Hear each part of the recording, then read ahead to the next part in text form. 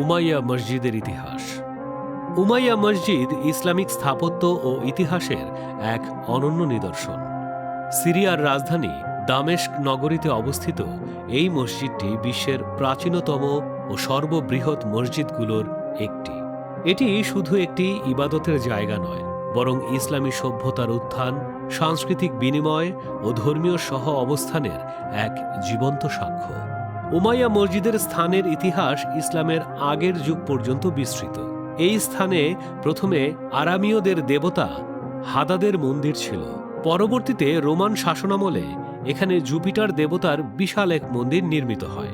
খ্রিস্টীয় যুগে সেই মন্দিরের অংশ বিশেষকে গির্জায় রূপান্তর করা হয়, যা সেন্ট জন দ্য ব্যাপটিস্টের গির্জা নামে পরিচিত ছিল। এই ধারাবাহিক ধর্মীয় রূপান্তরে উমাইয়া মসজিদকে বহু সভ্যতার মিলনস্থলে পরিণত করেছে। 705 খ্রিস্টাব্দে উমাইয়া খিলাফতের শাসক খলিফা আল ওয়ালিদ ইবনে আব্দুল মালিক এই স্থানে একটি মহান মসজিদ নির্মাণের উদ্যোগ নেন। গির্জার পরিবর্তে তিনি একটি বৃহৎ ইসলামী মসজিদ নির্মাণ করেন।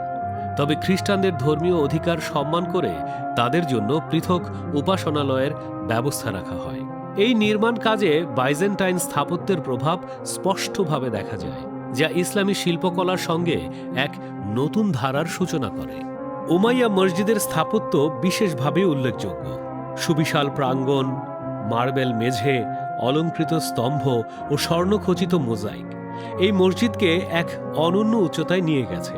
এতে বিচিত্র বাগান, নদী ও নগরচিত্র ইসলামী শিল্পকলায় প্রতীকী সৌন্দর্যের দৃষ্টান্ত স্থাপন করে। এই মসজিদে রয়েছে হজরত ইয়াহিয়া আলাইহিস সালাম বা জন দ্য ব্যাপটিস্টের মাজার, যা মুসলমান ও খ্রিস্টান উভয়ের জন্যই শ্রদ্ধার স্থান। ইসলামী ইতিহাসে উমাইয়া মসজিদ শুধু নামাজের স্থান নয়, এটি ছিল রাজনৈতিক ঘোষণা, ধর্মীয় শিক্ষা ও সামাজিক সমাবেশের কেন্দ্র। উমাইয়া শাসনামলে এখান থেকেই বহু রাষ্ট্রীয় ঘোষণা প্রচার করা হতো এবং এটি খিলাফতের প্রতীকী কেন্দ্র হিসেবে বিবেচিত ছিল। পরবর্তীতে আব্বাসীয়, মামলুক ও ওসমানীয় শাসনামলে উমাইয়া মসজিদ বহুবার সংস্কার ও পুনর্নির্মাণ করা হয়। অগ্নিকাণ্ড, ভূমিকম্প ও যুদ্ধের ক্ষয়ক্ষতি সত্ত্বেও মসজিদটির মূল কাঠামো ও ঐতিহ্য সংরক্ষিত থাকে। আধুনিক যুগে সিরিয়ার রাজনৈতিক অস্থিরতার মাঝেও উমাইয়া মসজিদ ইসলামী ঐক্যের প্রতীক হিসেবে এখনও টিকে আছে। উমাইয়া মসজিদ কেবল একটি প্রাচীন স্থাপনা নয়, এটি ইসলামী সভ্যতার বহুত্ববাদ, সৌন্দর্যবোধ ও ইতিহাসের ধারাবাহিকতার প্রতীক।